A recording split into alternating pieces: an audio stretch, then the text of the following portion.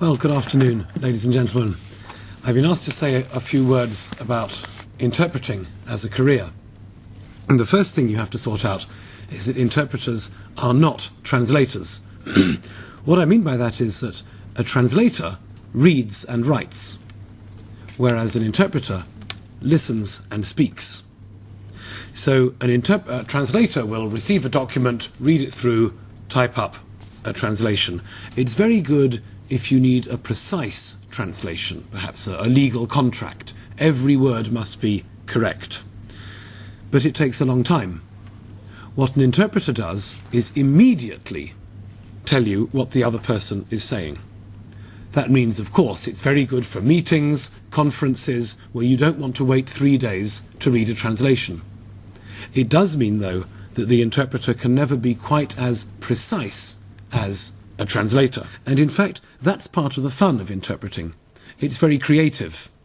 You often find that you have to reconstruct what the speaker is saying. You don't go through word by word.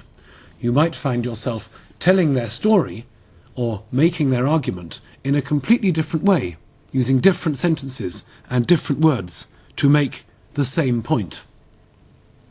You might also sometimes find yourself adding some cultural information. The speaker might say something which everyone understands in their culture, but for your listeners to understand, you might quickly have to add a couple of cultural points. Basically, there are two main kinds of interpretation: consecutive and simultaneous. Simultaneous interpretation is what you can see people doing here in the rooms behind me. While I'm speaking, they are immediately interpreting my ideas so that someone else can listen straight away.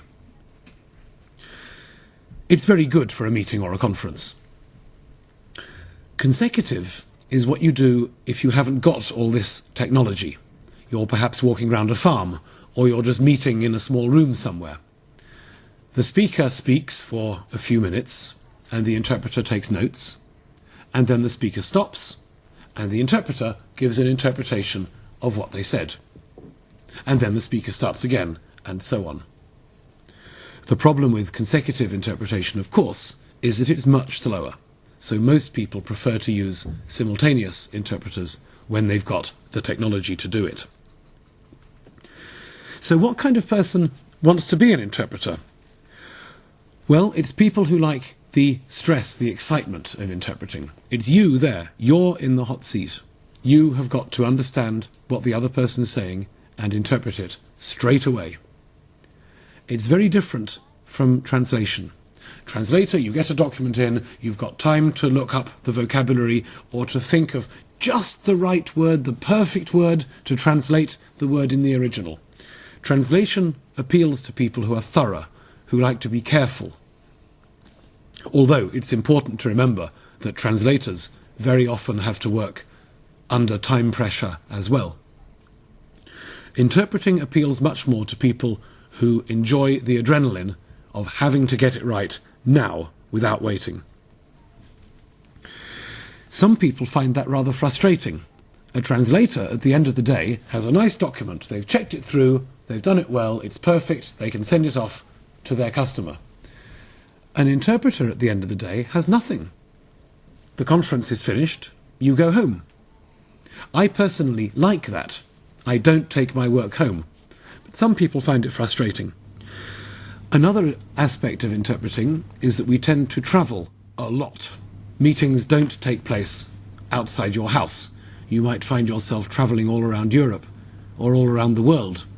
Well, some people love that. Other people don't. But you're not going to escape it if you're an interpreter. Probably the best thing about interpreting is what I just said. It's exciting, it's creative. There's lots of adrenaline, lots of enjoyable pressure on you.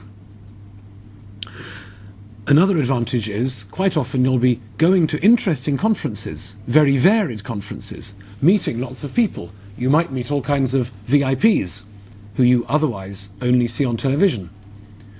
Or you might find yourself going around a farm or going around a factory, places that you would never have seen if you weren't an interpreter. You might find yourself in some big castle somewhere, or going to a fancy dinner where you will be eating the same fancy food as the delegates, which is a nice advantage.